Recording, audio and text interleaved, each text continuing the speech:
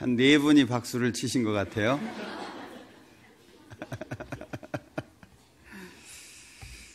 치시고 싶으면 세게 쳐도 되는데. 네, 우리 누가복음 12장 찾아보겠습니다.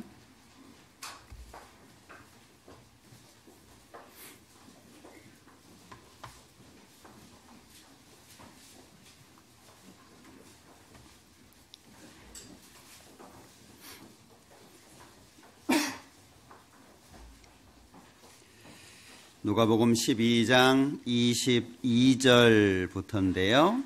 33절을 보겠습니다.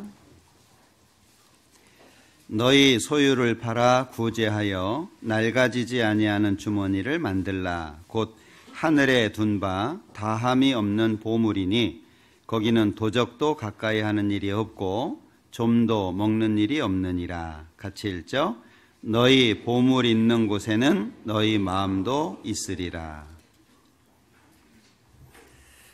한 해 동안 신앙 안에서 여러 가지 어려운 일들도 많으셨을 텐데, 교회 안에서 여러 가지 봉사 그리고 전도하는 일, 여러 가지 수고하는 일에 함께해 주신 모든 형제 자매님들께 이 자리를 빌어서 진심으로 감사의 말씀을 드립니다.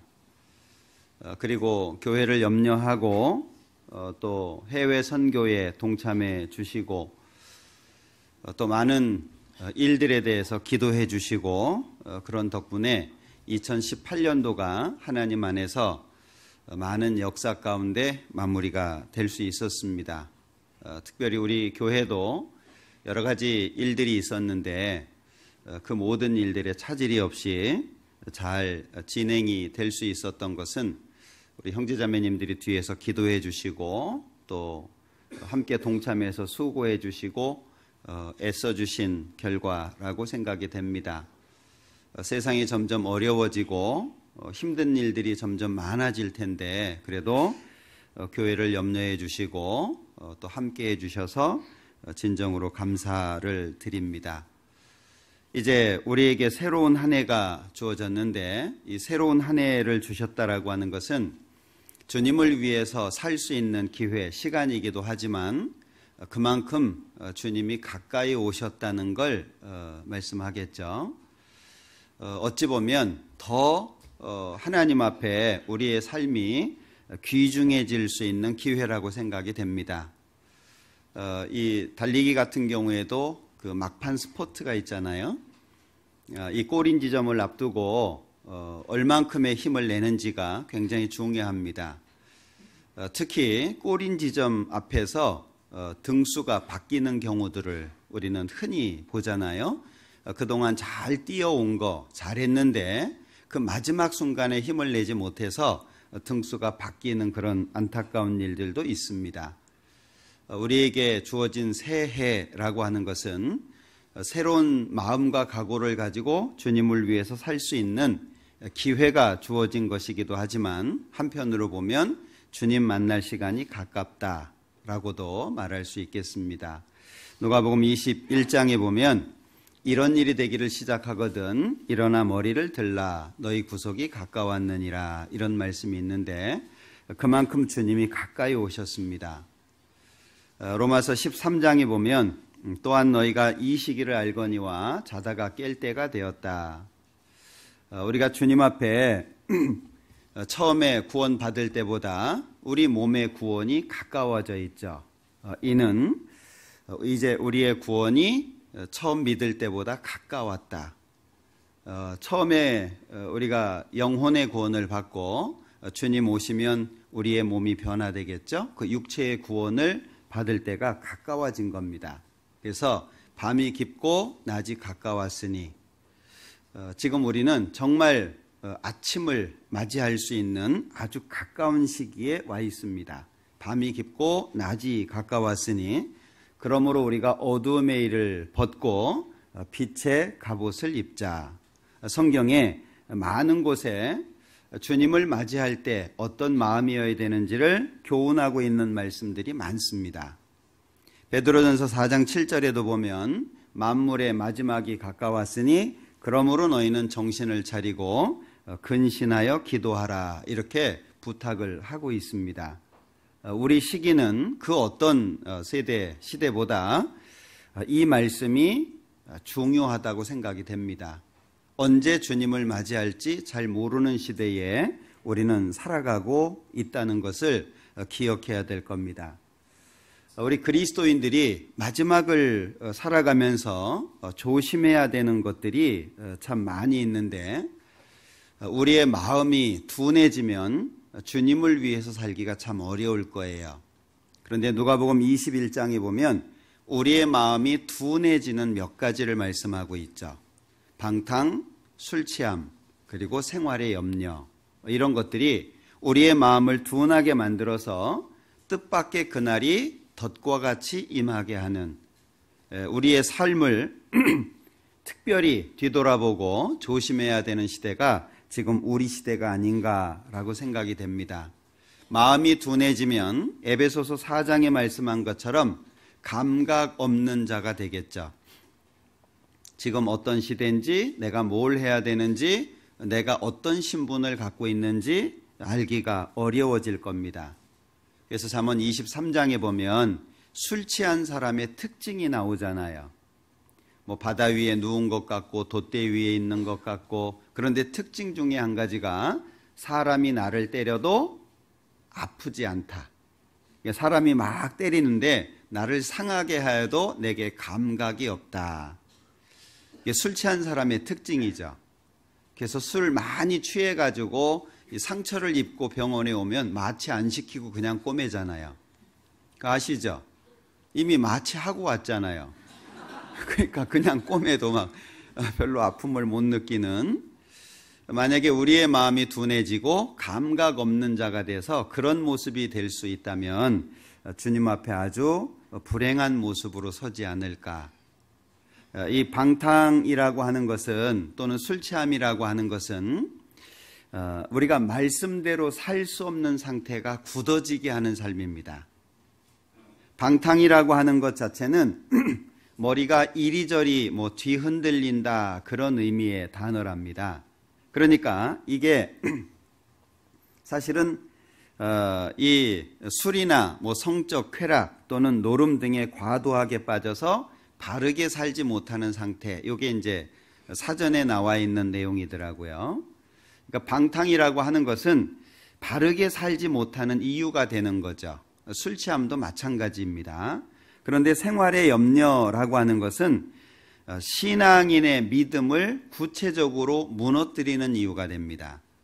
그러니까 방탕과 술 취함이라고 하는 것은 그리스도인으로서 바르게 살지 못하게 만드는 이유가 되고, 이 생활의 염려라고 하는 것은 믿음을 무너뜨리는 근본적인 이유가 된다는 거죠. 그러니까 이 세 가지가 사람의 마음을 둔하게 만들고 예수님이 오시는 그날이 덫과 같이 임하게 하는 그 이유라고 말씀을 하고 있습니다. 전도서 6장 11절에 보면 헛된 것을 더하게 하는 많은 일이 있다. 그러니까 이 세상에는 헛된 것을 더하게 하는 많은 일이 있다. 아마 점점 더 복잡해지겠죠. 점점 더 삶의 모습이 다양해지겠죠. 옛날보다 지금 과가 얼마나 많아졌습니까? 예전에 없었던 과들이 막 생겨요. 점점 다양해지게 되고 삶의 모습들이 더 세분화되게 되겠죠. 그럴수록 우리의 마음과 우리의 생각은 더 나눠질 수 있어요. 신앙생활을 잘하기 위해서는 하나로 모아지는 게 중요합니다. 분산이 되면 생각이 나누어지게 되고 마음이 나누어지죠. 근데 마음과 생각이 하나로 모여지면 매진을 할 수 있어요. 마치 그 렌즈를 가지고 햇빛을 받아서 종이를 태우는 것처럼 빛이 분산되면 불이 나지 않죠. 근데 빛이 한 군데로 모아지면 불을 일으키잖아요. 우리의 마음이, 우리의 생각이 그렇게 돼야 되겠다라고 생각이 됩니다. 그리스도인들이 최고로 소망하는 게 뭘까? 구원받은 우리가 가장 소망하는 게 뭘까? 저는 개인적으로 예수님의 재림이라고 생각합니다. 예수님께서 다시 오신다. 이것보다 그리스도인들에게 소망이 되는 것은 없다라고 생각을 해요. 그런데 준비하지 못하고 예수님을 만난다면 개인적으로는 최고의 수치 그리고 어리석음일 거라고 생각해요. 예수님을 만날 준비를 못하는 것, 그리고 엉겹결에 얼떨결에 예수님을 만나는 것, 이것이 개인적으로는 가장 큰 수치라고 생각이 됩니다. 그래서 오늘 누가복음 12장을 통해서 좀 생각해 보고 싶은 것은 우리 읽었던 33절의 말씀 중에 낡아지지 아니하는 주머니를 만들라. 그래서 오늘 제목을 낡아지지 아니하는 주머니 만들기라고 정해 봤습니다. 내용은 22절부터 34절까지 연결되는 내용인데요. 우선 내용을 좀 보면 22절입니다. 또 제자들에게 이르시되 그러므로 내가 너희에게 이르노니 너희 목숨을 위하여 무엇을 먹을까 몸을 위하여 무엇을 입을까 염려하지 말라. 목숨이 음식보다 중하고 몸이 의복보다 중하니라. 자, 여기 무엇보다 이 표현이 반복되고 있죠. 23절에 목숨과 음식이 비교되고 있고 몸과 의복이 비교되고 있죠. 자, 그런데 목숨이 음식보다 중하다. 당연한 얘기죠. 몸이 의복보다 중하다. 당연한 겁니다. 그러니까 무엇이 더 중요하냐라고 하는 걸 23절에 말씀하셨는데 그 앞에서는 너희 목숨을 위하여 무엇을 먹을까 몸을 위하여 무엇을 입을까 염려하지 말라. 왜냐하면 목숨이 훨씬 더 중요하고 몸이 훨씬 더 중요하다는 것을 결론적으로 말씀하고 있는 거죠. 자, 그러면서 24절에는 까마귀를 예로 드셨고 27절에서는 백합화를 예로 드셨습니다. 24절에 까마귀를 생각하라. 심지도 아니하고 거두지도 아니하며 골방도 없고 창고도 없으되 하나님이 기르시나니 너희는 새보다 얼마나 더 귀하냐. 목숨과 관련된 거죠. 그러니까 이 까마귀는 레위기나 신명기를 통해서 보면 부정한 새로 분류가 되어 있습니다. 그런데 여기 왜 까마귀를 등장시키셨을까? 까마귀 말고도 새들이 많은데 특히 정결하다고 분류되어 있는 새들이 많잖아요. 근데 왜 하필이면 부정한 창세기에 보면 이제 홍수가 그치고 물이 줄어가는 과정 속에서 제일 먼저 노아가 방주에서 내놓은 새가 까마귀입니다. 근데 까마귀 안 돌아왔죠. 왜 안 돌아왔을까요? 까마귀는 육식도 합니다. 까마귀는 그러니까 까마귀가 바깥에 나갔어요. 이 잔치를 벌여놓은 겁니다. 먹을 게 얼마나 많겠어요. 그러니까 돌아오지 않아요. 근데 비둘기는 내보내니까 접촉할 곳을 찾지 못하고 다시 돌아오게 되죠. 7일을 기다려서 그 다음에 또 내보냅니다. 그때 감남새 잎사귀를 물고 돌아오죠. 그리고 다시 내보냈을 때 비둘기는 돌아오지 않습니다. 자, 그런데 왜 부정한 새를 여기 넣어놨을까라고 생각해 보다가요. 비록 부정한 새일지라도 하나님께서 기르시고 먹이신다는 거예요. 하나님은 악인에게도 빛을 주시잖아요. 악인과 선인에게도 비를 내려주시잖아요. 동일하게.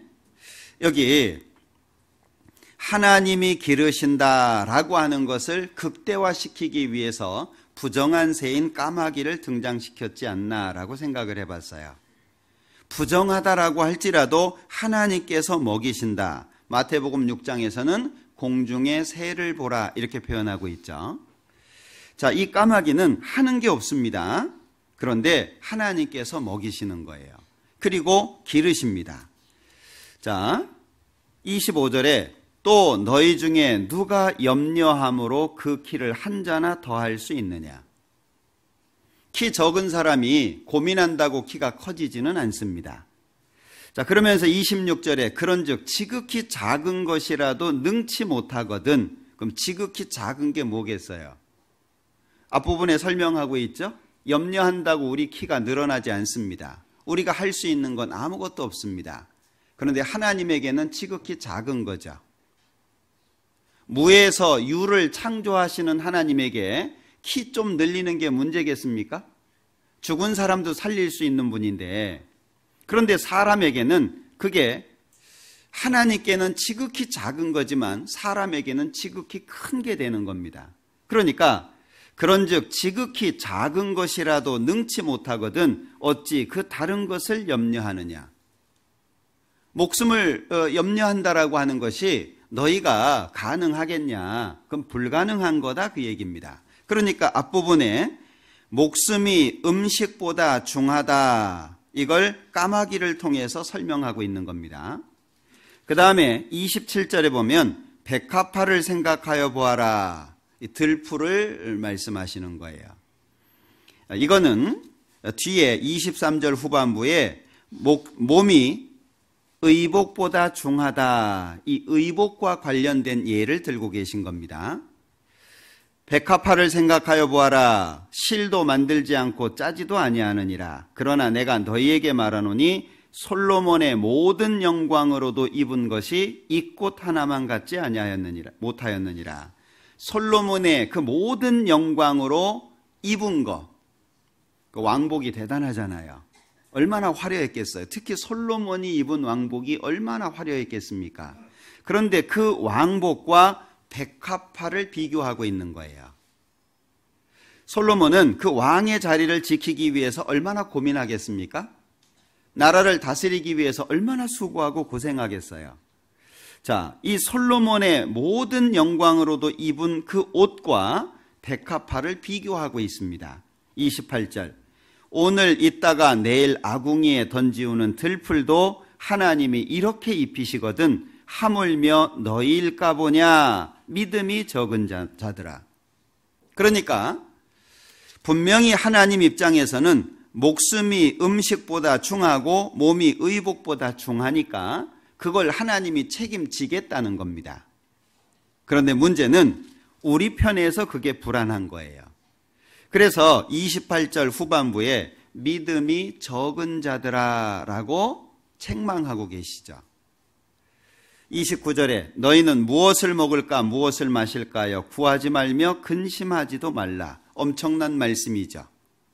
그럼 아무 염려하지 말고 그냥 입 벌리고 누워있으란 얘기냐? 그런 의미가 아닙니다. 하나님께서 책임지겠다라고 하는 것은 마치 이와 같습니다. 자, 우리 자녀들이 집에서 되게 어린 시절 공부를 하잖아요. 그 공부하는 동안에 또 그때까지 성장하는 동안에 먹을 거, 입을 거 모든 것을 부모가 제공하죠. 다 준비합니다. 자, 부모는 공부를 열심히 하기를 원할까요? 초등학교 졸업하자마자 나가서 돈 벌기를 원할까요? 알바를 해서 돈을 많이 벌기를 원할까요? 아니면 공부를 잘하기를 원할까요? 공부 잘하기를 원하겠죠. 그런데 효도한답시고 주유소 가서 기름 넣고 있는 거예요. 그럼 효도가 되겠습니까? 마치 우리가 그와 같은 꼴이다 그 얘기예요. 그와 같은 모습이라는 거죠. 하나님이 책임져 줄 테니까 너는 이거 해라 그 말씀이에요.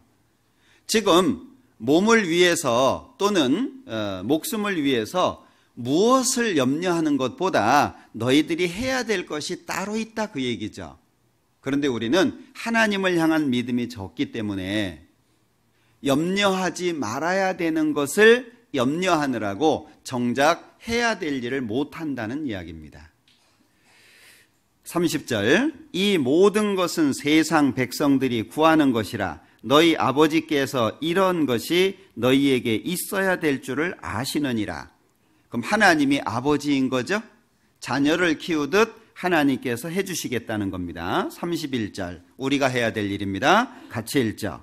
오직 너희는 그의 나라를 구하라. 그리하면 이런 것을 너희에게 더하시리라. 이런 것을 너희에게 더하시리라. 앞부분에 말씀하고 있는 거죠.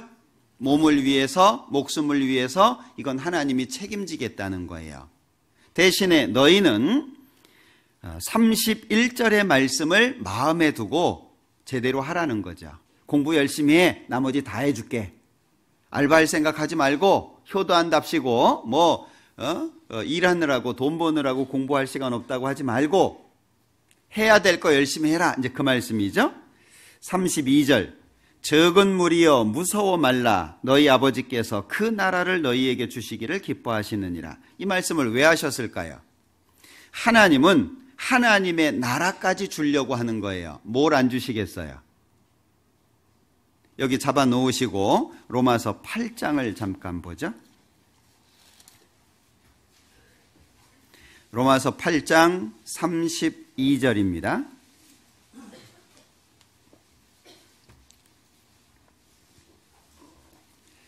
자기 아들을 아끼지 아니하시고 우리 모든 사람을 위하여 내어주시니가 어찌 그 아들과 함께 모든 것을 우리에게 은사로 주지 아니하시겠느냐.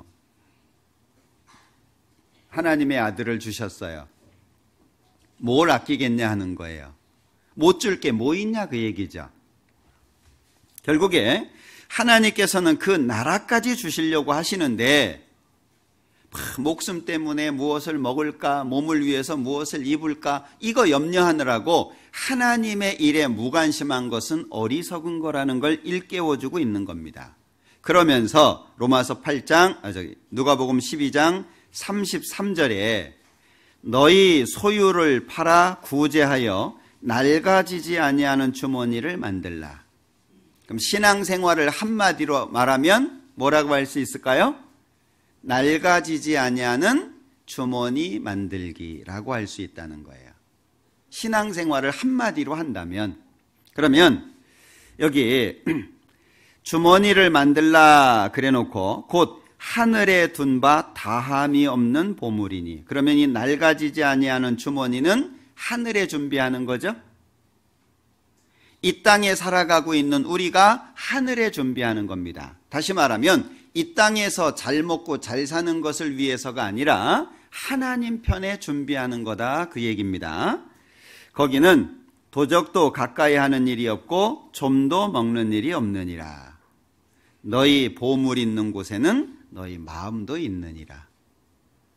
우리 찬송가에 보면 나의 집은 저 하늘 저 너머 있다. 우리의 진정한 집은 천국이잖아요. 혹시 내가 지금 살고 있는 집을 천국이라고 생각하시면 안 됩니다. 우리가 이 땅에서는 너무 육신적인 것에 매일 이유가 없어요. 외제차 꼭 타야 되고 꼭 좋은 집에 살아야 되고 뭐 이럴 이유가 없어요. 우리는 이 땅에 살아가는 가운데에서 가능하면 절제하고 가능하면 이 세상에서는 검소하고 전략을 하면서 사는 게 필요합니다. 그리고 낡아지지 아니하는 주머니를 만드는 일에 우리의 전 마음을 다해야 될 거예요. 누가복음 12장 한번 보죠. 누가복음 12장 40절에 보면 이러므로 너희도 예비하고 있으라. 생각지 않은 때에 인자가 오리라 하시니라. 생각지 않은 때라고 표현하고 있죠. 그러니까 예수님이 이 땅에 오시는 거 우리 잘 모릅니다.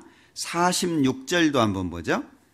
생각지 않은 날 알지 못하는 시간에 이 종의 주인이 이르러. 그러니까 생각지 않은 날 알지 못하는 시간입니다.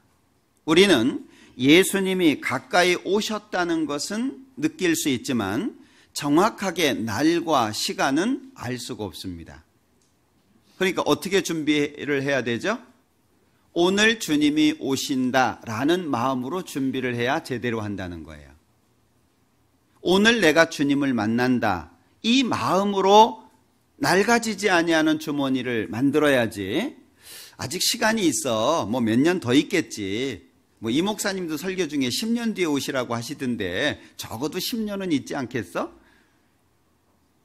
물론 그때 뭐 10년 뒤에 20년 뒤에 내가 죽고 난 다음에 오신다고 해도 그런 마음으로 준비를 하면 준비가 잘 안 됩니다. 오늘 주님을 만날 수 있다.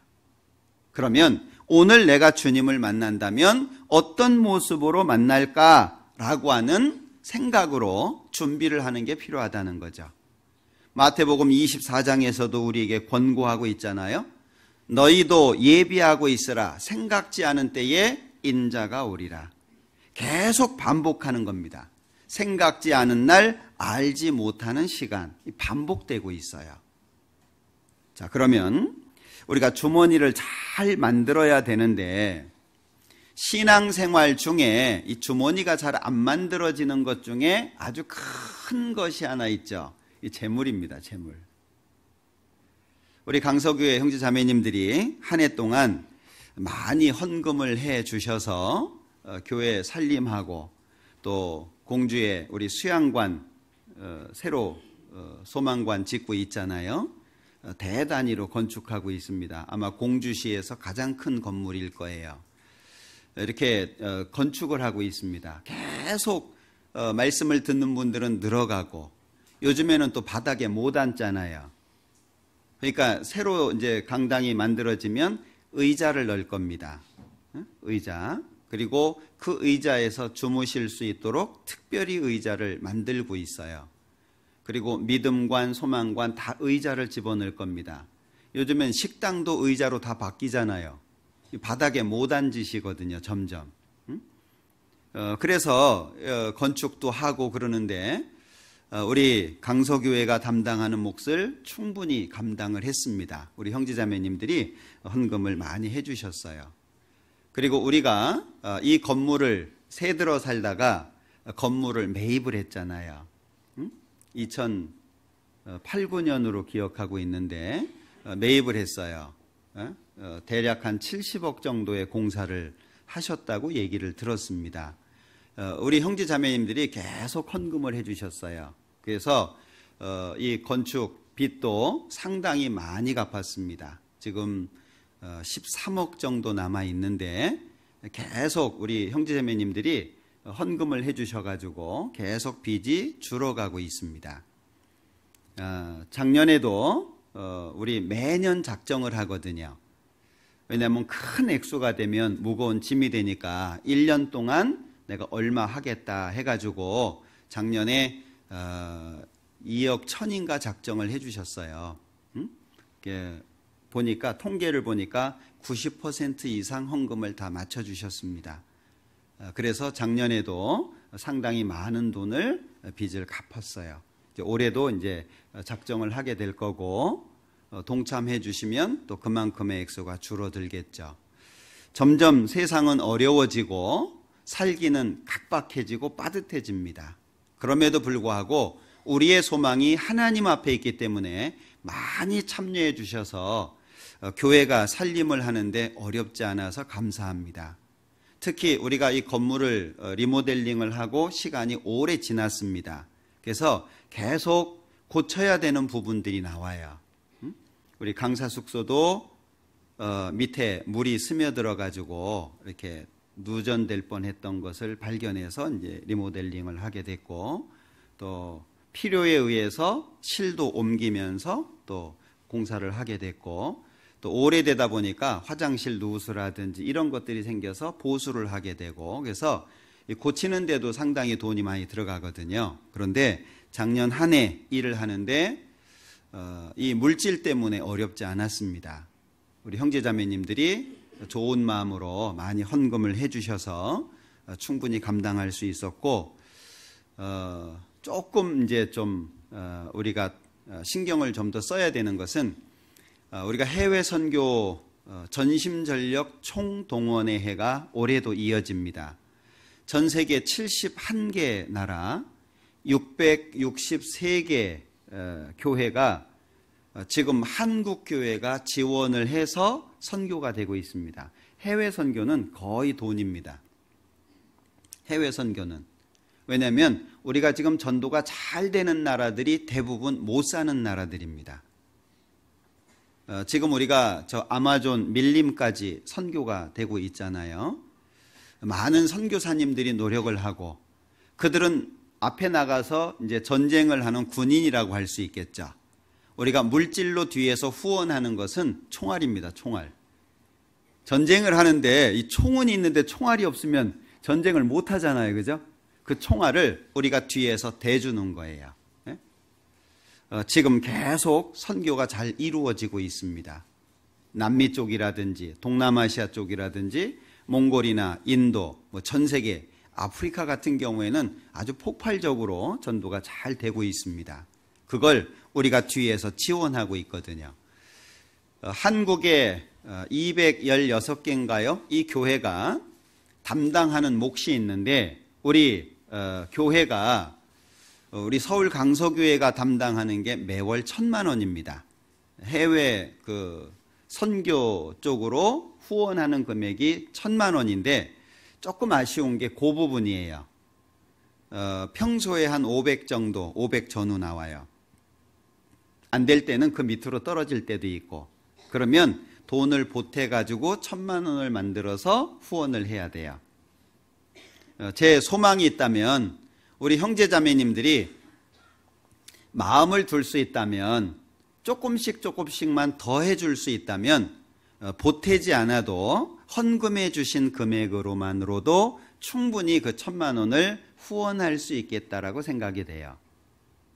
많이 해주셨습니다. 사실 제가 드릴 말씀은 없는데 잘해 주셔서, 그러나 우리가 좀 더 힘을 냈으면 좋겠다라고 생각이 들어요. 그렇게 아시고 후원해 주셨으면 좋겠습니다. 특별히 우리는 몽골에 있는 농아인들을 후원하고 있고, 농아인 교회입니다. 지금 숫자가 한 100명 정도 모이고 있습니다. 울란바타르에 모이고 있고요. 그리고 또 하나는 우리 박종경 목사님께서 여기 계시다가 뉴욕으로 가셨잖아요. 뉴욕 교회에 우리가 후원하고 있는데 2개 교회를 후원하고 있습니다.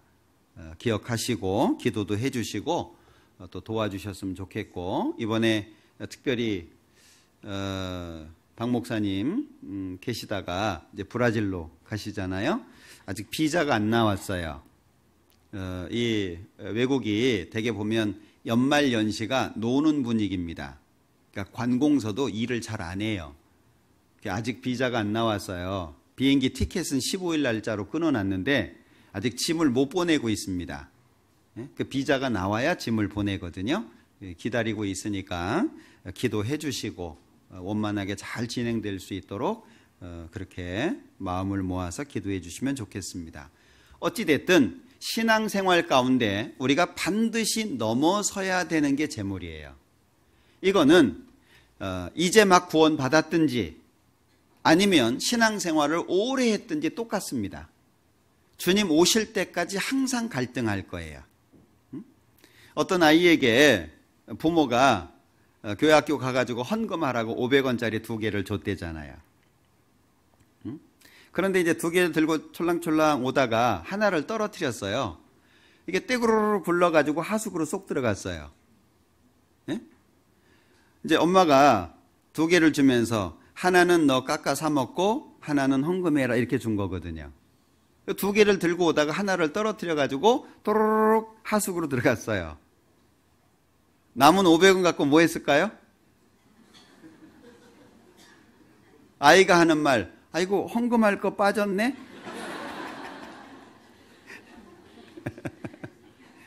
자, 500원짜리 빠졌으면 남은 500원 갖고 뭐 해야 돼요?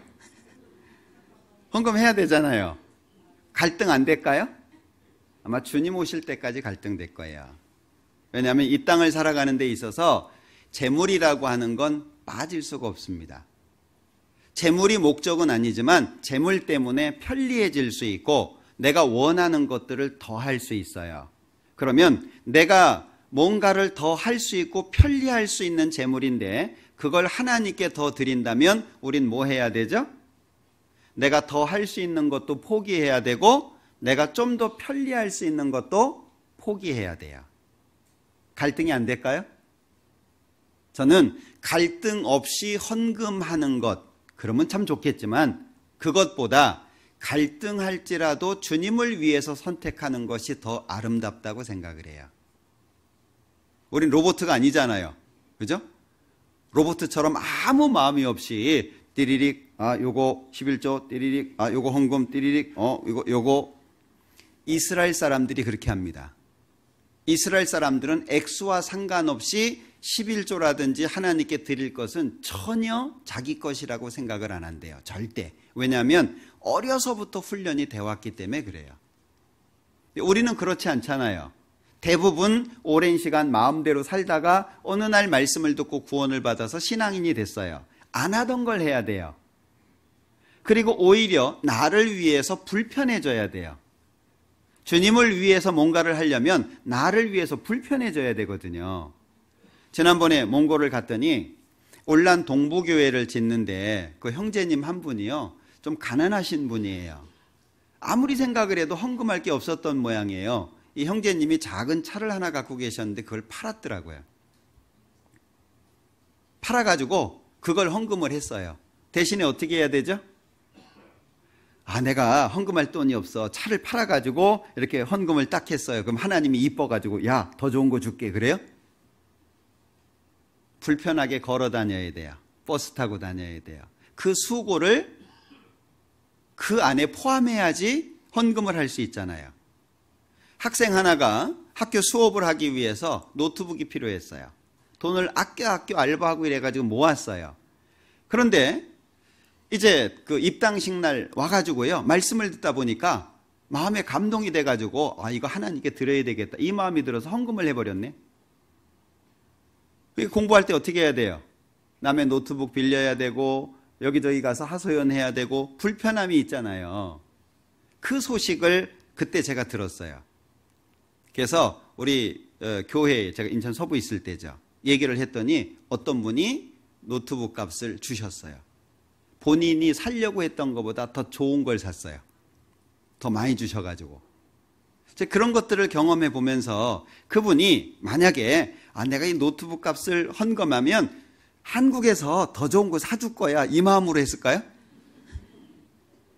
사실 우리가 주님을 위해서 뭔가를 한다는 얘기는 그만큼 내가 불편해지고 내가 어려워진다는 것이 그 속에 있는 거예요. 그래서 하나님 앞에 아름다운 겁니다. 자, 마태복음 6장을 한번 보죠.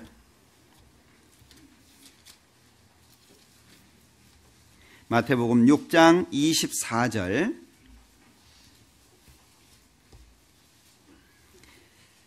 한 사람이 두 주인을 섬기지 못할 것이니 혹 이를 미워하며 저를 사랑하거나 혹 이를 중히 여기며 저를 경히 여김이라. 너희가 하나님과 재물을 겸하여 섬기지 못하느니라. 자, 여기 재물의 두 얼굴이죠. 재물이 두 얼굴을 가지고 있어요. 야누스처럼 두 얼굴을 갖고 있습니다. 첫 번째는 한 사람이 두 주인을 섬기지 못한다. 여기 두 주인이죠. 근데 여기 잡아놓으시고 누가복음 16장을 한번 보죠.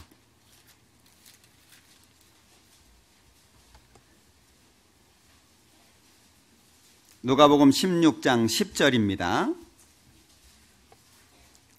9절에서는 불의의 제물로 친구를 사귀라 라고 말씀하시면서 10절에 지극히 작은 것에 충성된 자는 큰 것에도 충성되고 지극히 작은 것에 불의한 자는 큰 것에도 불의하니라. 여기에서 제물은 뭐가 돼 있죠? 지극히 작은 것이 돼 있어요. 그러니까 제물은 두 가지 얼굴을 갖고 있습니다. 하나는 주인의 얼굴도 가지고 있습니다. 주인의 얼굴을 가지고 있을 때는 하나님과 같은 위치에 올라갑니다. 그러니까 마태복음 6장에서 하나님과 재물을 이렇게 돼 있죠. 어떻게 감히 하나님과 재물을 같은 자리에 놓을 수 있겠습니까? 근데 그럴 수 있다는 거예요. 그리고 또 한 가지는 지극히 작은 것이잖아요. 이 재물이라고 하는 것은 두 가지의 얼굴을 가지고 있는데 왜 재물이 작은 것일까요? 재물이 작은 이유가 뭘까라고 하는 거예요. 자, 디모데 전서 6장을 한번 보죠.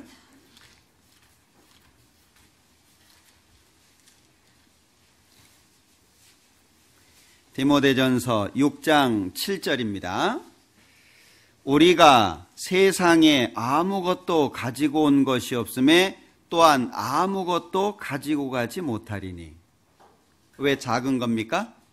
내게 아니에요. 재물은 내게 아닙니다. 중국의 유명한 배우가 자기 전 재산 내놨죠. 그가 한 말이 있어요. 이거는 내가 맡고 있는 거지 내게 아니다. 내가 잠깐 맡고 있는 거지 이게 내게 아니다. 그게 신앙인이 갖고 있어야 될 마음입니다. 신앙인이 재물을 넘어서지 못하면 절대 신앙생활을 제대로 할 수가 없어요. 이걸 넘어서지 못하면 야, 신앙생활도 돈이 있어야 하겠더라 이 말 나오는 거예요. 돈 없으니까 신앙생활도 못하겠더라 이 말 나옵니다. 그러면 두 렙돈은 절대 이해가 안 되는 거예요. 과부의 두 렙돈. 우리 돈으로 따지면은요 1,000원, 2,000원 되는 돈입니다. 그런데 예수님 뭐라고 하셨습니까? 부자들보다 더 많이 냈다. 중요한 건 마음이거든요. 마음에 움직여가지고 물질이 움직여지도록 돼 있는 겁니다. 액수가 중요한 게 아니라 마음이 중요한 거예요. 그런데 여기 우리가 세상에 아무것도 가지고 온 것이 없다. 결국에 가지고 갈 수도 없다.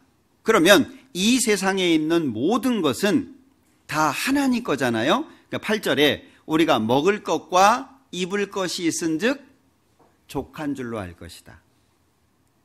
우리 신앙인의 기준이 뭐냐? 먹을 거 입을 거 있으면 족하다. 그 마음을 가져야 된다는 거예요. 그래야 우리가 재물로부터 벗어날 수 있다는 겁니다. 돈은 쌓여지는 것이 아니고 쓰여지기 위해서 있는 거예요. 한국 사람들은 쌓는 데 바쁘죠. 미국 가봐요.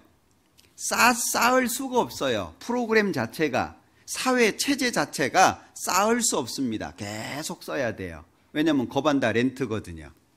응? 집도 렌트, 자동차도 렌트, 이것저것 뭐 세금 나가야 되는 거. 그러니까 돈을 벌면 그대로 다 나가요. 쓰기 위해서. 한국은 자꾸 쌓아놓으려고 하잖아요. 동산, 부동산 막 쌓아놓으려고 하잖아요. 그러니까 미국에서요. 어떤 뭐 교통신호를 안 지킨다든지 사고를 낸다든지 그래가지고 예상치 못한 돈이 지출되잖아요. 그럼 이게요 1년이 흔들립니다. 거의 들어오는 돈의 대부분이 나가요. 보통 사람들이. 지금 이렇게 보니까는요 대략 한 5,000불 정도는 벌어야 조금 여유가 있는 것 같아요. 5,000불이면은요 500만 원이 넘습니다. 한 3,000불 정도 벌면은요 빠듯합니다. 근데 거기에다가 한 40만 원 정도 벌금 나와봐요. 휘청휘청 하는 거예요. 그래서 미국 사람들이 질서를 잘 지켜요. 진짜입니다. 서빙 잘합니다. 왜요? 팁이요. 네? 이 팁이 잘해서 마음에 들잖아요. 음식값보다 더 주는 사람이 있어요. 음식값은 10만 원인데 막 15만 원, 20만 원 주는 사람이 있어요. 그러면은 이제 좀 풀리죠. 예? 막혔던 게 풀리기도 하고. 그래서 어떤 가게는 받은 사람이 갖는 가게도 있고, 어떤 가게는 종업원들끼리 팁 받은 것을 모아가지고 분배하는 가게도 있고 그렇더라고요. 어찌됐든 그건 부수입이잖아요. 그죠? 자, 우리가 먹을 것과 입을 것이 있은즉 족한 줄로 알 것이니라. 기준이 이겁니다. 고린도후서 12장을 보죠.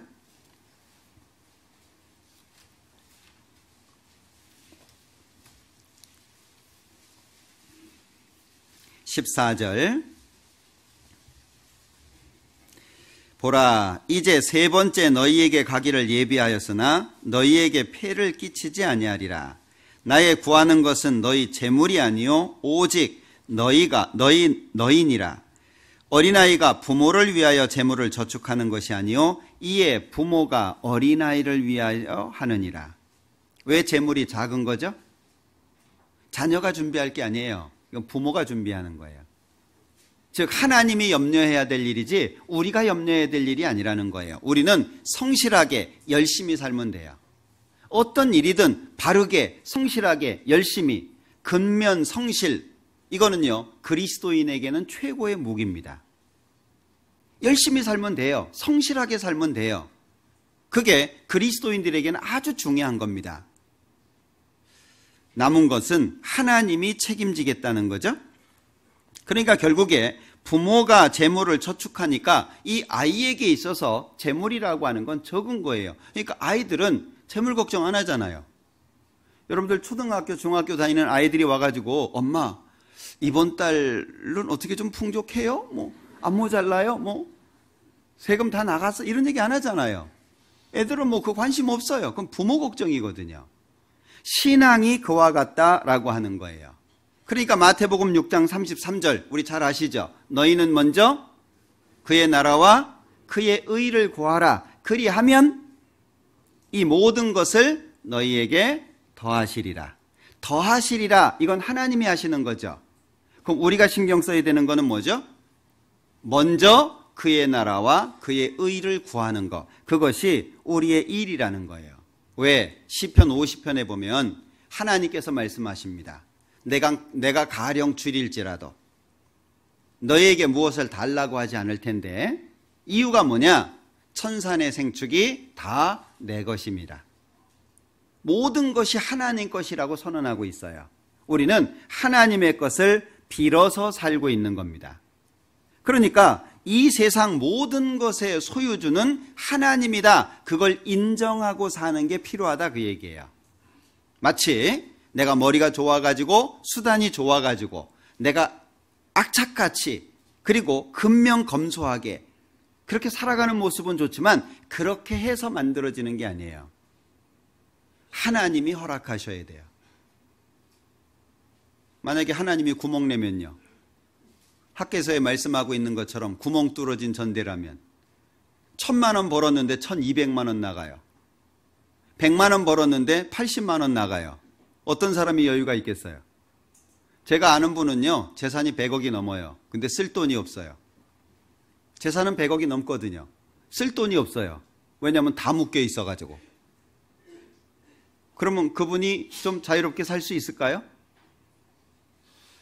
부자로 죽기 위해서 오늘을 가난하게 사는 것은 어리석은 사람입니다. 돈은 쌓아놓는 것을 목적으로 하는 게 아니고 사용되는 것이 목적인 거예요. 쓰여지기 위해서 돈이 있는 겁니다. 그러니까 이 고린도 후서에 보면 고린도 후서 8장 9장이 이 물질과 관련된 성경입니다. 고린도 후서 8장 한번 보자.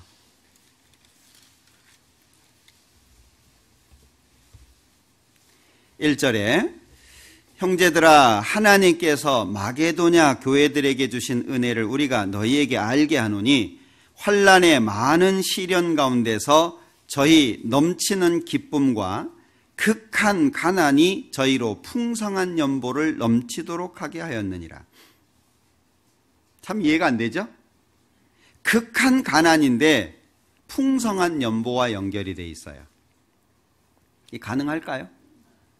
사실 지역적으로 봐도요. 부자 지역은 헌금 잘 안 합니다. 가난한 지역이 헌금 더 잘합니다. 개인적으로도 부자들은 헌금하기 쉽지 않습니다. 오히려 가난한 사람들이 헌금을 훨씬 더 잘하는 경향이 있어요. 100%는 아닙니다. 우리 형제자매님들 가운데에서는요. 11조가 아니라 10에 2조, 3조 뭐 그 이상 하시는 분들도 많아요. 나를 위해서 쓰는 것은 적게 쓰고 주님을 위해서 많이 하는 분들이 많습니다. 그러나 일반적으로 봤을 때 그래요. 어떤 분은 충분히 할 수 있는데 마음이 없어요. 못하겠죠. 자, 한 달 1,000만 원 월급인 사람이 100만 원 헌금하는 거 쉽지 않습니다. 100만 원 버는 사람이 10만 원 하는 것이 오히려 쉽다는 거예요. 이상하게 가난한 쪽으로 가면 정도 더 있어요. 나눠 먹는 것도 쉬워요. 손대접도 잘해요. 근데 부자 쪽으로 가면은요, 손대접도 어려워져요. 이 전도가 잘 되는 이유가, 가난한 나라가 전도 잘 되는 이유가 그런 것 같아요. 정이 많아요. 몽골도 가보면은요, 뭐, 있는 거 없는 거 다 꺼내놓거든요. 한국에서는 줘도 안 먹는 거예요. 저도 안 먹어요. 왜냐하면 맨 꺼내 놓는 게 뭐 사탕, 뭐 과자, 뭐 이런 거 내놓거든요. 그리고 입에 안 맞는 뭐 차 이런 거 내놓는데요. 안 줘도 될 것 같아요. 그냥 맞이만 해주면 될 것 같아요. 근데 굳이 갖고 와요. 그래서 인사성으로 이렇게 먹잖아요. 맛없게 먹을 수는 없죠. 표정 관리를 잘해야 됩니다. 그럼 더 줘요. 사실 그게 더 문제거든요. 예의상 먹은 건데 잘 먹는구나. 그리고 계속 주거든요. 한국에서는요, 그거 귀하게 여기지 않는 것들이에요. 그런데요, 정성스럽게 그걸 다 내와요. 어떤 집은요, 명절 때만 하는 걸 내와요. 그 만두나 이런 것은 아무 때나 안 하거든요. 그 보츠라고 하던데, 아무 때나 안 해요. 명절 때 하는 거예요. 손님 오면은요, 자기 1년 먹을 거 내놓는 사람도 있어요. 그런데 불편하지 않아요. 얼마나 그 즐거운 모습으로 내놓는지 몰라요. 안 먹을 수가 없죠. 그렇게 내놓는데, 자, 여기 극한 가난과 풍성한 연보가 연결되어 있다라고 하는 걸 기억하셔야 돼요. 7절에 오직 너희는 믿음과 말과 지식과 모든 간절함과 우리를 사랑하는 이 모든 일에 풍성한 것 같이 이 은혜에도 풍성하게 할지니라. 앞에가 뭐죠? 앞에 있는 것이 마음이에요. 마음이 풍성하니까 은혜도 풍성한 거예요. 이 은혜라고 하는 것은 헌금한 걸 얘기하는 겁니다. 마음이 풍성하니까 은혜도 풍성한 거예요. 자, 5절에 우리의 바라던 것뿐 아니라 저희가 먼저 자신을 주께 드리고 또 하나님 뜻을 조차 우리에게 주었도다. 먼저가 뭐죠? 자신을 주님께 드리고. 헌금이 먼저가 아니죠. 재물이 먼저가 아닙니다. 먼저 있는 것이 자신을 주님께 드린 것이 먼저고 또 하나님의 뜻을 조차 우리에게 주었도다. 재물은 뒤따라가는 거예요. 어디 뒤따라갑니까? 마음을 뒤따라가는 겁니다. 그러니까 2렙돈을 넣는데 우리나라 돈으로 해봐야 1,000원, 2,000원 밖에 안 되는데 예수님께서는 뭐라고 말씀합니까? 이 가난한 과부가 모든 사람보다 많이 넣었도다. 부자는 조금 넣어도 큰 액수일 거 아니에요. 그런데 과부는 생활비 전부인 거예요. 그 2렙돈이. 뭘 보신 거죠? 마음을 보신 거잖아요. 액수가 아니라 마음을 본 겁니다. 어려움 속에서도 풍성한 연보를 합니다. 2렙돈의 근본은 넘치는 기쁨 그리고 크게 기뻐하는 삶입니다. 하나님만을 바라보는 삶이어야 가능한 게 2렙돈이에요. 하나님이 책임진다. 뭐 죽어도 하나님 안에서 죽지. 내가 하나님을 위해서 이 정도 일은 해야 되지 않겠냐? 그러면 자연스럽게 나올 수 있죠. 뒤에 이 과부가 굶어 죽었다는 얘기 없어요. 그죠? 과부가 빈궁했다 이 얘기도 없어요. 상상하셔요. 천국 가면 한번 뒤져봅시다. 과부 그 뒤에 어떻게 살았는지. 예? 결코 궁핍하게 살지 않았을 거라고 저는 믿습니다. 하나님은 그냥 놔두시는 분이 아니거든요. 반드시 축복해 주시는 분이고 반드시 우리에게 선을 베풀어 주시는 분입니다. 올해 우리 어머니의 암송을 시편 84장을 드렸습니다. 이제 광고 나갈 건데 찾아보죠. 시편 84장.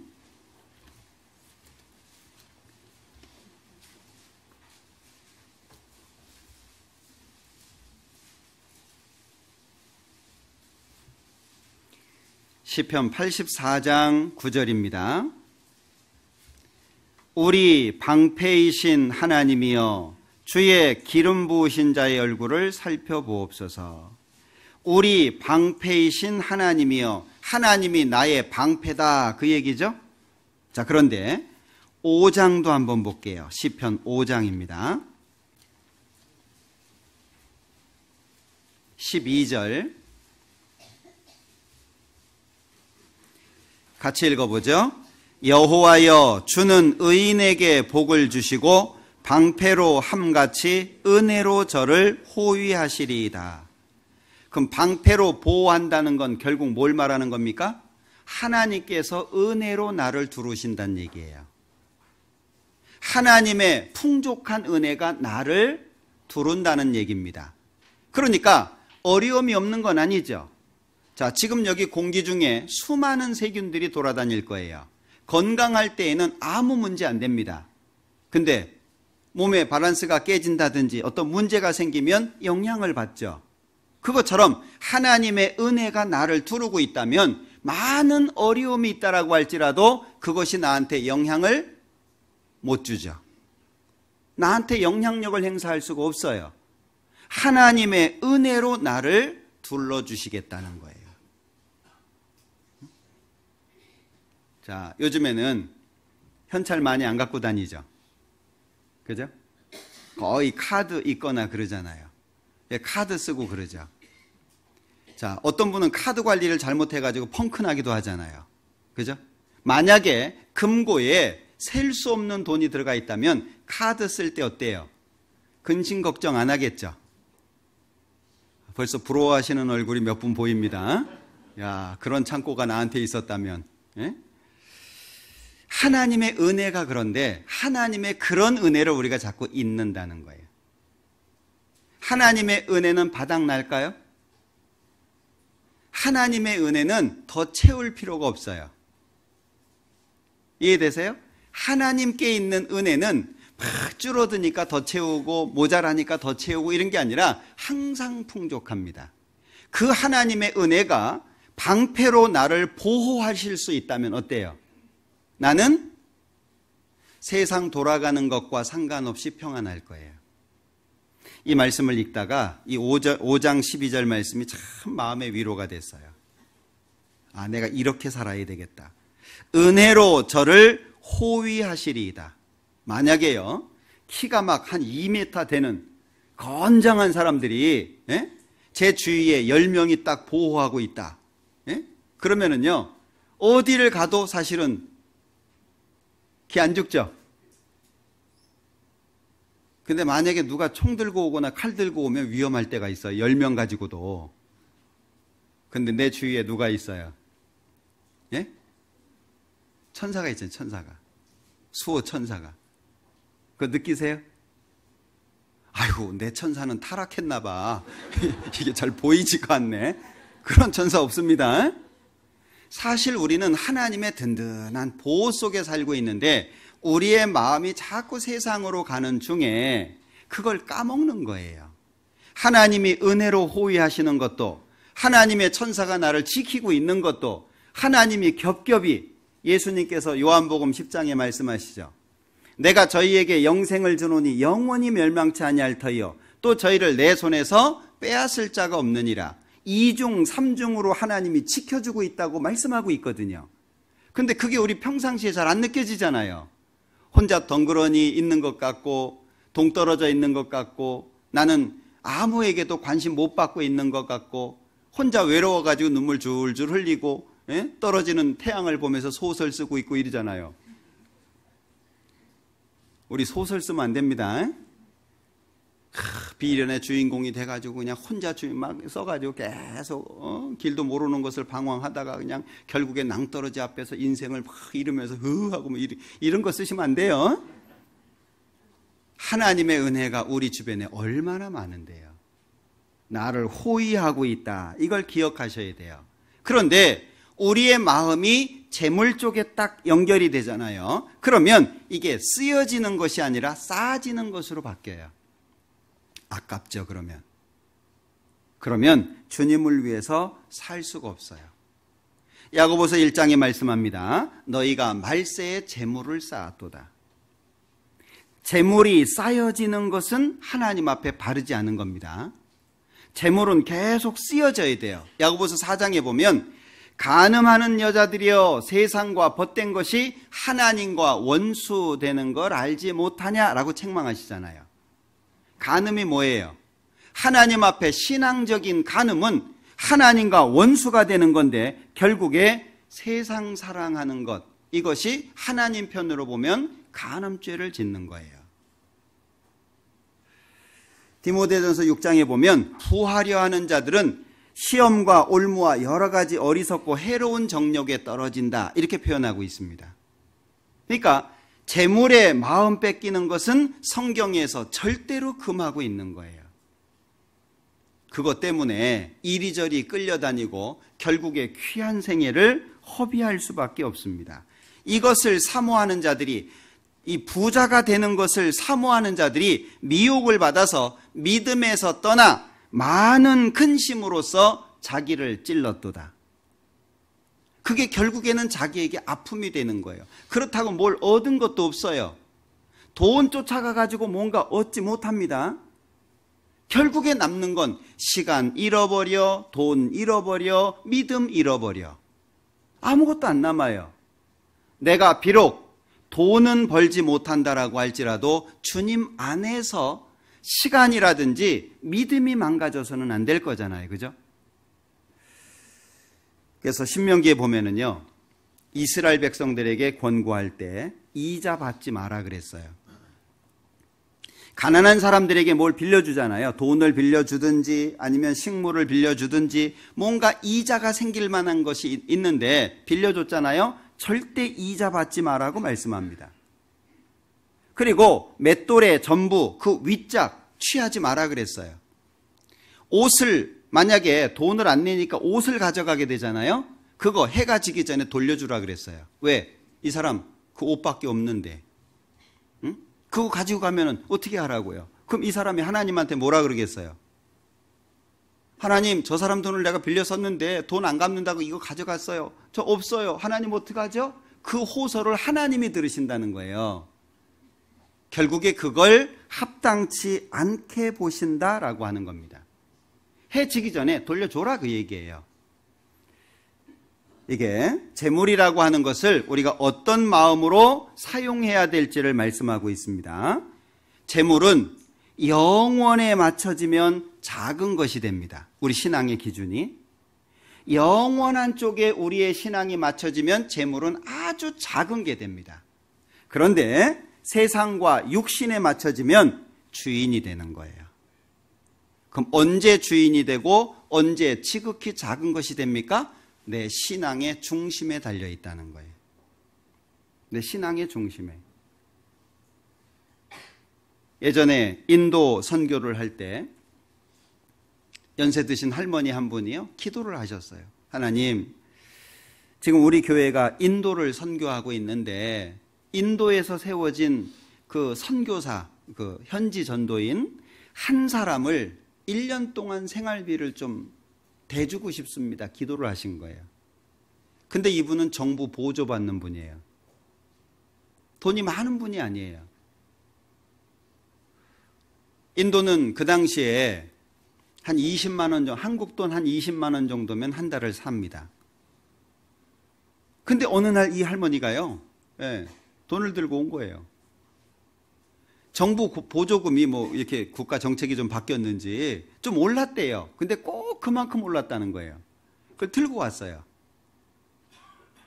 그걸 현지에 가서 그 목사님 딱 앞에다 놓고요, 상황을 쭉 설명을 해줬어요. 이 돈이 이렇게 생긴 거다. 네? 그랬더니 그 목사님이 그 돈 앞에서 되게 많이 울더라고요. 지금도 인도 선교에 중추적인 역할을 하고 계세요. 돈이 없는 분이에요. 근데 그렇게 됐어요. 야, 정말 하나님이 멋진 분이라고 생각이 됐어요. 1년 지원했습니다. 실제로. 이 목사님 마음에 어떤 마음이 들었을까요? 외국에 가면은요, 한국에 돈이 많아가지고 펑펑 퍼주는 줄 알아요. 어떤 곳은. 아, 한국 잘 산다며, 부자라며. 그래가지고요, 막 달라고만 하면 그냥 원 없이 주는 줄 알아요. 그래서 어떤 교회는 헌금 모으는 내용, 뭐 바자회를 한다든지 시장 나가서 물건을 판다든지 이런 걸 영상으로 다 찍어가지고요, 그 선교지에 가서 이렇게 선교 헌금을 모아왔다라고 보여주는 그런 선교팀도 있더라고요. 마음이잖아요, 마음. 우리 마음. 우리는 어지간히 삽니다. 우리는 어지간히 어렵다라고 해도 사실 할 것 다 하고 살잖아요. 그런데 우리가 선교하는 그런 나라들은요, 할 수가 없어요.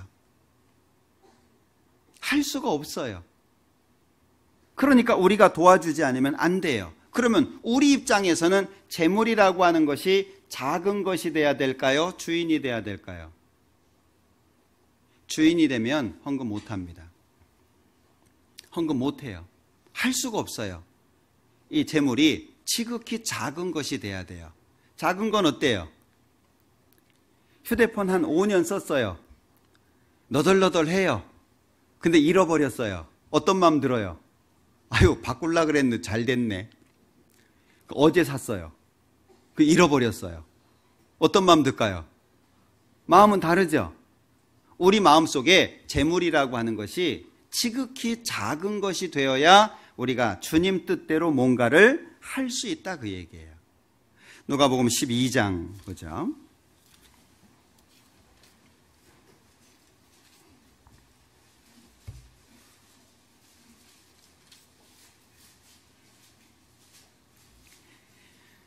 (15절입니다) 저희에게 이르시되 삼가 모든 탐심을 물리치라. 사람의 생명이 그 소유에 넉넉한 데 있지 아니하니라.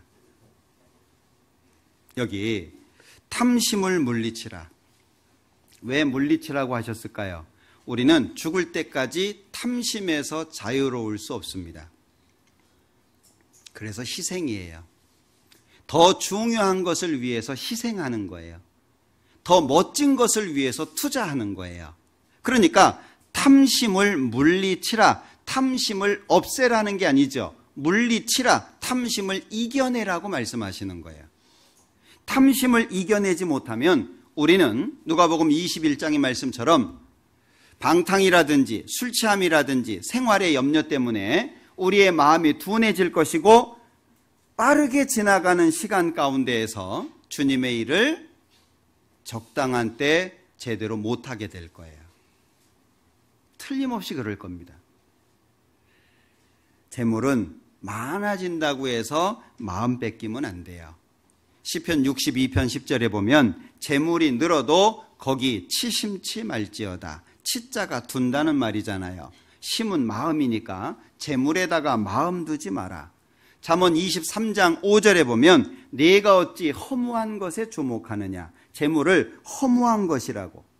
정령이 재물은 날개를 내어 하늘에 나는 독수리같이 날아가리라. 재물은 있다가도 없고 없다가도 있는 거예요.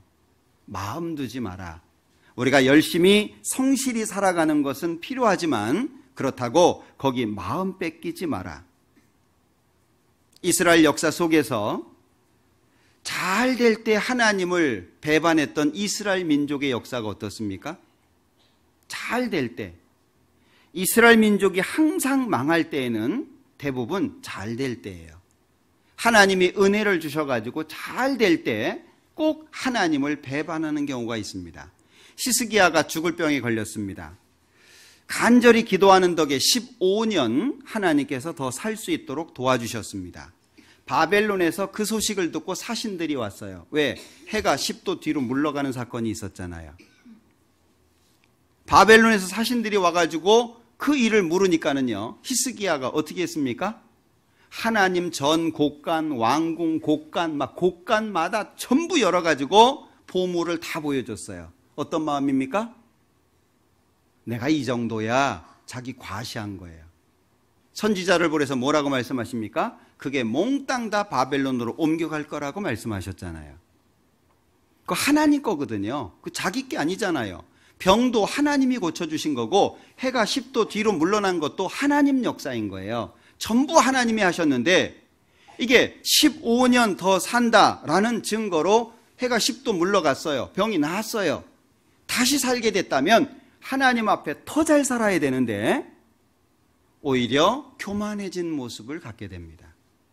우리의 마음이 그렇다는 거예요.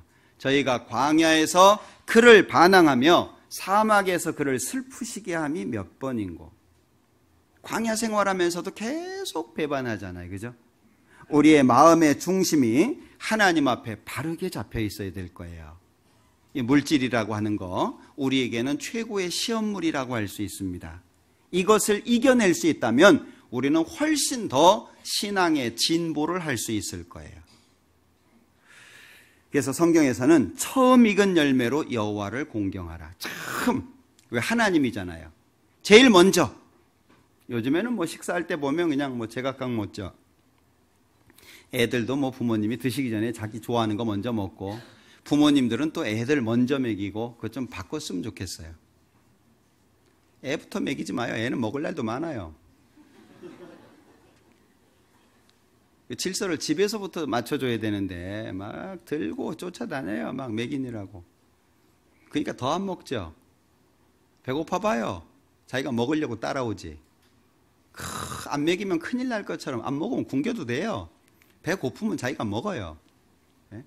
그래서 이 외국의 선교사님들, 기독교 국가의 선교사님들은요, 애를 낳잖아요. 그럼 바로 격리시킵니다. 바로.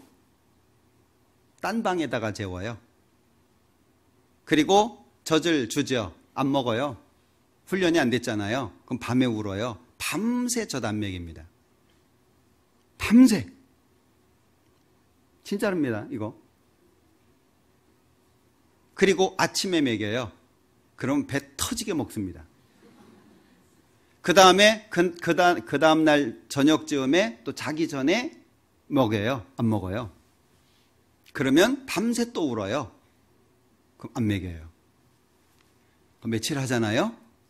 그러면은요, 애가 알아요. 아, 우리 엄마 대단한 분이네. 야, 우리 엄마 대단한 분이야. 그래서 그 다음에 이제 자기 전에 젖 먹이잖아요. 그러면요, 먹을 수 있을 만큼 먹어요. 밤에 안 울고 자요. 그 기간이 일주일 정도 된대요. 근데 우리나라는 어때요? 옆집에서도 난리치겠지만 엄마가 안달이에요. 엄마가. 그러니까 엄마도 힘들지. 늘 끌어안고 다녀야 되고 막 달래야 되고 서로 힘들어요. 그 외국 선교사들은 아이 그렇게 키웁니다. 모임 시간에도요, 아이들이 이렇게 제대로 앉아서 말씀을 듣거나 방해하지 못하도록 아예 교육을 시킵니다. 아이들 눈치 빤하죠? 구역 모임 할 때 애들 뜁니다. 말 안 듣습니다. 왜? 지원군이 많이 왔잖아요. 예? 그러니까 못할 거 알아요. 그런데요, 외국 선교사님들은요, 모임을 하다가 아이가 문제가 되면 반드시 데리고 들어가가지고 그 자리에서 훈계합니다. 사람이 있거나 말거나 이건 신경 안 쓰는 거예요. 그러니까 애가 알아요. 그러니까 그 다음부터는 이러면 딱 들어요. 이러면 들어요. 근데 우리는요, 그럼 애도 이래요. 훈련이 안 된 거죠. 누구 탓이에요? 사실은 부모 탓이에요. 훈련이라고 하는 게 그래서 중요한 거예요. 제일 먼저 중요한 거 부모들이죠. 뭐 시대적으로도 좀 달랐습니다만은 저 어렸을 때 생각해 보면 어느 날 생선 들어왔다 그러면요, 밥 안 먹고 기다려요. 밥을 천천히 먹어요. 왜냐? 아버님이 남겼다 그럼 먹을 수 있거든요. 근데 이게 점점 적어져요. 그럼 이제 마음속에 실망하죠. 그날따라 땡기셨는지 다 드셨어요. 그러면 야, 오늘 꽝 쳤네. 그래서 엄마 물 말았어가 나온 거예요. 들어보셨어요? 옛날에 쌀밥 못 먹었잖아요. 근데 손님이 오면 쌀밥을 한다고. 그 얼마 없는 쌀 가지고요, 빌려오든지 해가지고 쌀밥을 지어요. 한 그릇을. 그걸 손님을 준다고요. 안 먹겠다고 해도 그냥 막 먹으라 그러잖아요. 그럼 애들은요, 쌀밥을 보니까 이게 눈이 정리가 안 되는 거예요. 먹고 싶어가지고. 그러면 예의상 이렇게 대부분 남깁니다. 다 못 먹잖아요. 다 가난한 거 아는데 어떻게 그걸 그냥 안면몰수하고 그걸 다 먹겠어요. 그러니까 남긴다고요. 남기면 이제 아버지나 엄마가요, 아이 뭘 남기냐고, 우리는 늘 잘 먹는다고 물을 확 붓는 거예요. 다 먹으라고. 그걸 보고 애가 얘기하는 거예요. 엄마 물 붓어. 그 남기면 먹으려고 했는데 물을 붓으니 이제 끝난 거예요. 참 지금은 이해하기 어려운 얘기죠. 예. 그만큼 질서가 중요했던 때입니다. 근데 지금은요, 대개 보면 엄마 아빠들이 질서를 다 무너뜨리는 것 같아요. 애 쫓아다니면서 그냥 막 그거 그래봐야 나중에 아이가 그만큼 갚을지는 미지수입니다. 응? 자식은 엄하게 키워야 돼요.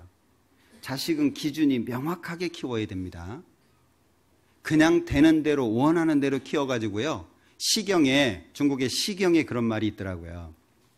자식은 잘 키우면 친구고 잘못 키우면 원수래요. 자식은 잘못 키우면 원수입니다. 근데 기준도 없이 그렇게 막 키워가지고 나중에 친구가 되겠어요? 원수 안 되면 다행이죠. 잘 키워야 됩니다. 어렸을 때 그 기준을 잘 잡아야 돼요. 근데 요즘에 엄마들 보니까 기준들이 너무 강해가지고요. 얘기를 해줘도 말 안 듣더라고. 예. 가정의 기준은 아주 중요한 겁니다. 그리고 우리 형제님들이 수고해서 일하고 있는 것에 대해서 감사하셔야 됩니다. 요즘엔 자매님들도 일하시는 분들이 있는데 형제들이 나가서 일하잖아요. 진짜 감사하셔야 돼요. 그거야 뭐 남편으로서 해야 될 도리지 뭐. 우리 목사님도 얘기하잖아. 남편은 돈 버는 기계라고. 뭐 자기가 할 일인데 뭐 내가 걱정이요. 뭐 이러면 안 됩니다. 고마워하시고 감사하셔야 돼요. 그리고 그 돈을 알뜰하게 쓰셔야 됩니다. 그렇게들 다들 하고 계시지만, 그리고 우리 형제님들 중에 자매님들이 일하고 계신 분들은요, 특별히 감사하셔야 돼요. 저는 자매님들한테 일하지 말라고 계속 얘기하거든요. 아내는 집에 있어야 돼요. 응? 아내는 밖에 있어야 될 사람이 아니고 집에 있어야 될 사람이에요. 근데 남편이 제대로 못하니까 나가서 일하는 거잖아요. 우리끼리 얘기지만 좀 보태겠다고 일하고 있는데 좀 여유롭다고 좀 더 나은 여유를 위해서 일하는 건 바람직하지 않습니다. 정말 남편을 도와준다고 일하는데 귀하게 여기셔야 돼요. 가정의 질서가 아주 중요합니다. 그게 교회를 만들어가요. 가정에서는 엉망으로 사는데 교회는 질서가 잘 잡힐까요? 절대 그러지 않습니다. 남편이 어려울 때 아내가 같이 어려워해야 돼요. 그래서 가끔 남편 일하는데도 가봐요. 응? 어떻게 일하는지. 참 치사한 소리 많이 듣고 안 입고 막 그거 참고 일하는 거예요. 남의 돈 갖고 오는 게 쉽습니까? 정말 어렵습니다. 좀 불쌍히 여겨주시고 찬도 좀 개선해 주시고 들어오시면 수고했다고 좀 말도 좀 해주시고 돈 내놓으라고만 소리치지 말고.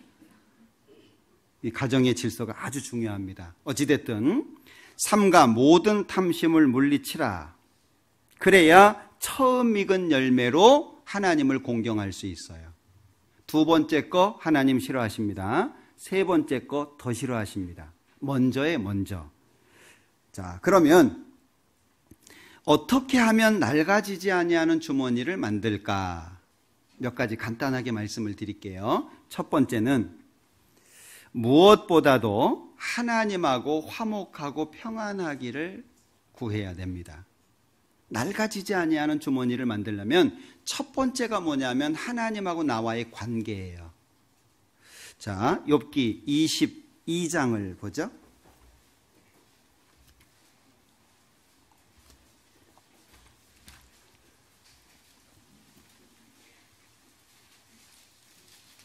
욥기 22장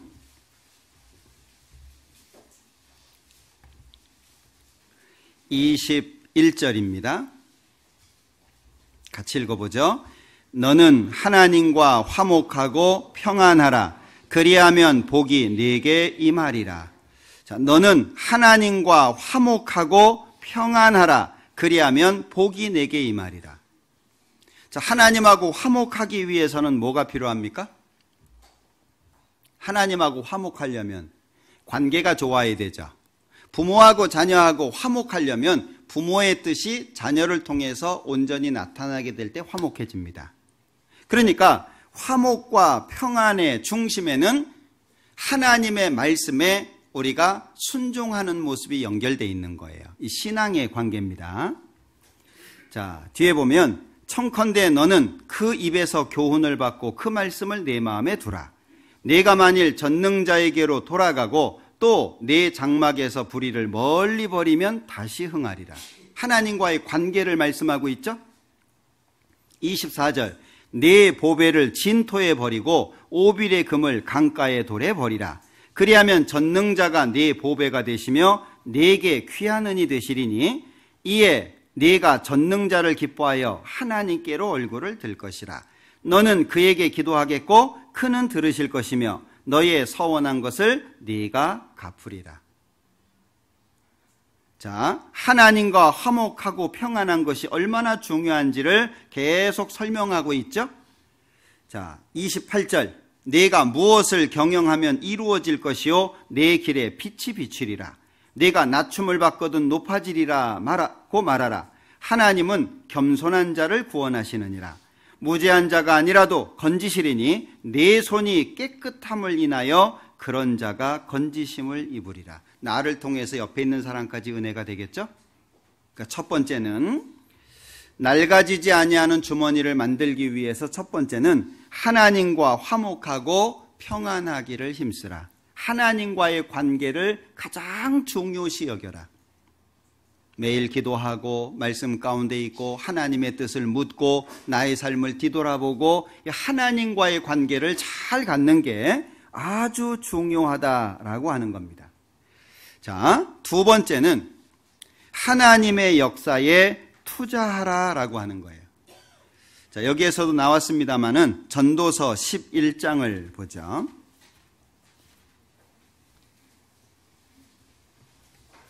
전도서 11장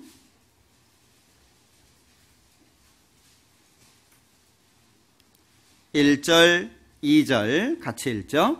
너는 내 식물을 물 위에 던지라. 여러 날 후에 도로 찾으리라. 7에게나 8에게 나눠줄지어다. 무슨 재앙이 땅에 임할는지 네가 알지 못함이니라. 너는 내 식물을 물 위에 던지라. 물 위에. 하나님이 역사하시는 곳에, 하나님이 일하시는 곳에, 하나님의 능력이 나타나는 곳에 던지라, 투자하라는 이야기죠. 그러니까 여러 날 후에 도로 찾으리라. 하나님이 다시 주시겠다. 사실 이것은 보너스입니다.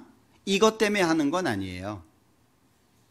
우리를 구원하셨고 자녀 삼아 주셨고 천국의 소망을 주시고 영원한 천국의 모든 영광을 누릴 수 있는 것, 그리고 이 땅에서 남은 생에도 함께 해주시고 지켜주시는 것, 그 은혜를 우리는 감당할 수가 없습니다.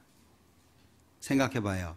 하나님의 자녀라고 하는 말이 얼마나 높은 말인지, 얼마나 영광스러운 말인지.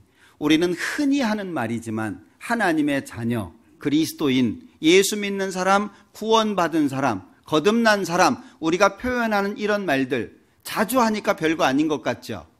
이것이 엄청난 겁니다. 좁은 문으로 들어가기를 힘쓰라. 들어가기를 구하여도 못하는 자가 많으리라. 구원받은 사람이 그렇게 많지 않을 겁니다. 그 중에 내가 있는 거예요. 이게 얼마나 놀라운 일이에요.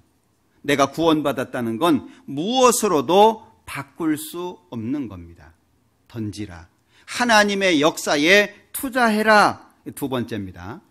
첫 번째 말씀을 드린 것은 하나님과의 관계고, 두 번째 말씀을 드린 것은 하나님을 섬기는 구체적인 방법 중에 하나를 말씀드린 겁니다.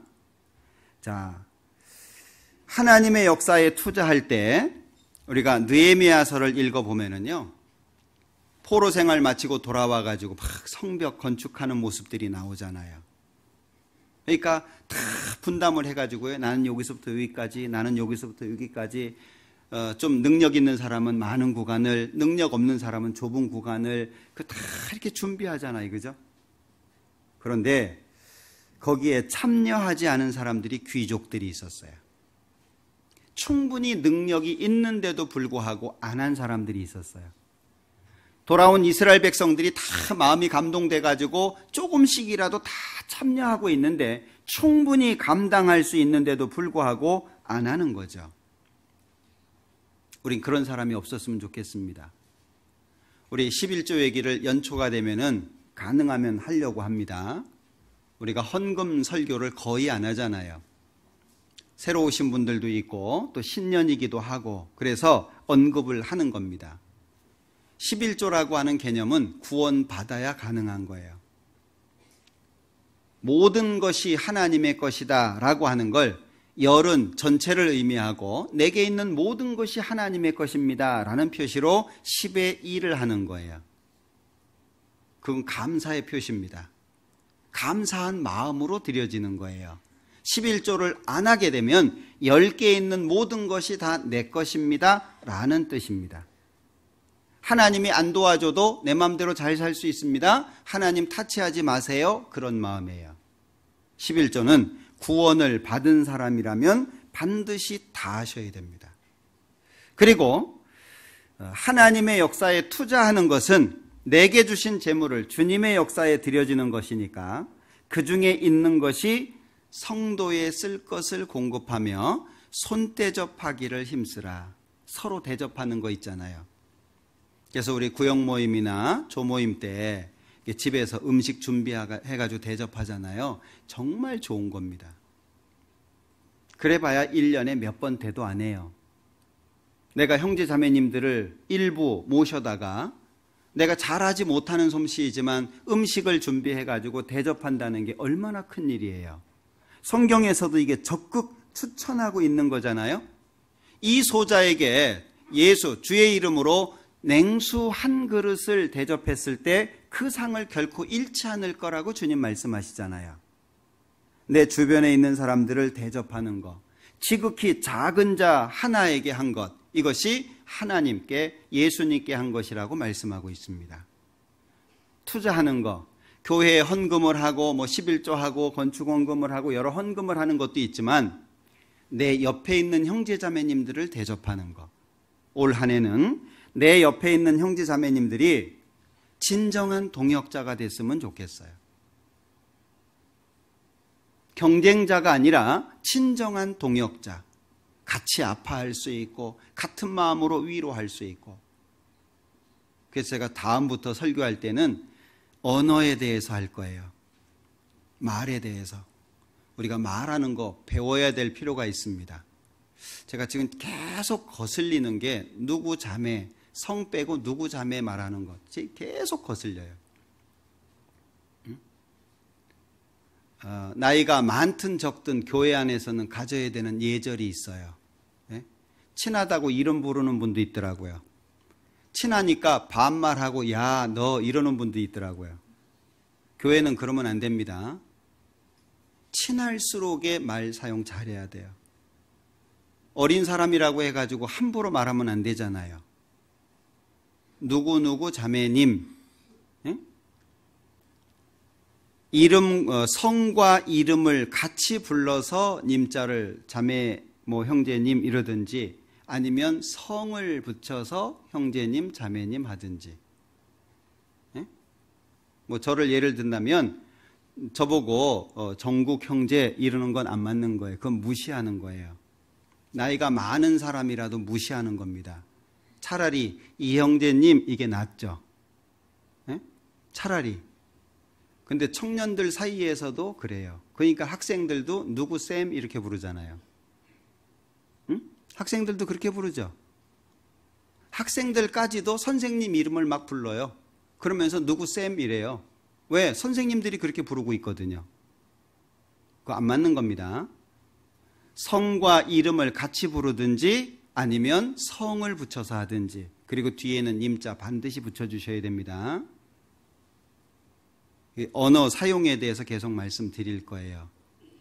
그리고 교회에 대해서 충분히 알아갔으면 좋겠어요. 이게 구역으로 나누어져 있고 교구로 나누어져 있고 부서로 나누어져 있으니까요. 그 부서가 전부인 줄 알아요. 교회가 없으면 부서도 없습니다. 교회가 없는데 교회 학교가 어디 있고, 교회가 없는데 찬양 부가 어디 있고, 교회가 없는데 다른 부서가 무슨 소용이 있어요? 교회가 있고 다른 부서가 있는 거예요. 항상 모든 일은 교회 중심으로 맞춰져 있는 겁니다. 그래서 만약에 말이 나와서 말씀을 드리는데, 청년회하고 구역 모임하고 겹치면 청년회 가야 됩니다. 이해되셔요? 청년들의 입장에서는 청년회가 먼저인 거예요. 그런 기준이 너무 애매하더라고요. 그 하나하나가 좀 잘 정리가 될 수 있도록 할 겁니다. 교회는 봉사회가 있고 어머니회가 있고 그 다음에 청년회가 있습니다. 은장회가 있죠. 그죠? 그 모든 부서는 봉사회, 임원의 봉사회의 제재를 받습니다. 어머니에서 결정했는데 봉사회에서 교제해가지고 안 된다고 하면 안 되는 거예요. 청년회에서 교제를 했는데 그것이 보고가 올라와가지고 교제를 해봤는데 이게 합리적이지 않다. 그러면 안 되는 거예요. 그 기준을 정확하게 배우셔야 돼요. 다 따로따로. 이게 뭐 이 부서 따로 저 부서 따로 이러면은요 교회가 어떻게 움직일 거예요. 이따가 이제 전체 임원 모임 때에도 제가 말씀을 드릴 건데 올해부터는 행사 진행하기 최소한 한 달 전에 품위 올려서 교회의 승인을 받아야 지출될 겁니다. 만약에 최소 한 달 전에 품위를 올리지 않고 자체 진행했을 때에는 돈 안 내려보냅니다. 이 교회 돈 함부로 쓰면 안 되는 거예요. 그리고 품위 올릴 때는 반드시 그 안에 어떻게 하겠다라고 하는 내역을 정확하게, 예를 들어서 뭐 수련회를 하겠다. 근데 청년이 50명이다. 50명인데 뭐 간식 1인당 얼마, 뭐 예를 들어서요. 뭐 얼마 해가지고 합의 얼마 그래가지고 쭉 내역을 뽑아가지고 보고해야 됩니다.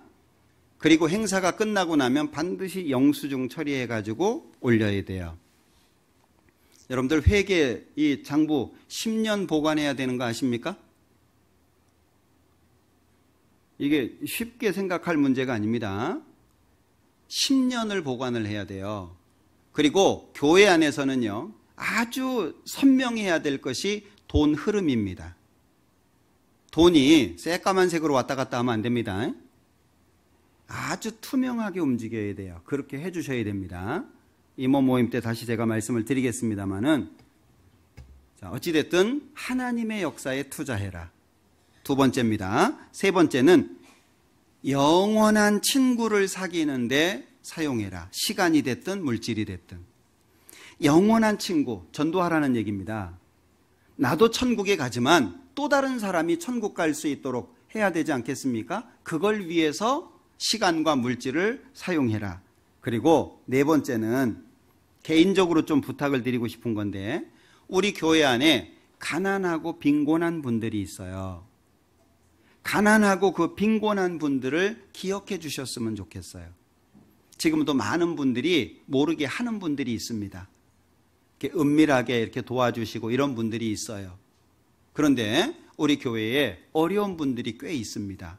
그분들을 기억해 주셨으면 좋겠어요. 그래서 첫 번째 말씀을 드린 건 하나님과의 관계를 잘 가져라. 그리고 두 번째, 세 번째, 네 번째는 우리에게 주어지는 얼마의 물질을 주님의 역사를 위해서 투자해라.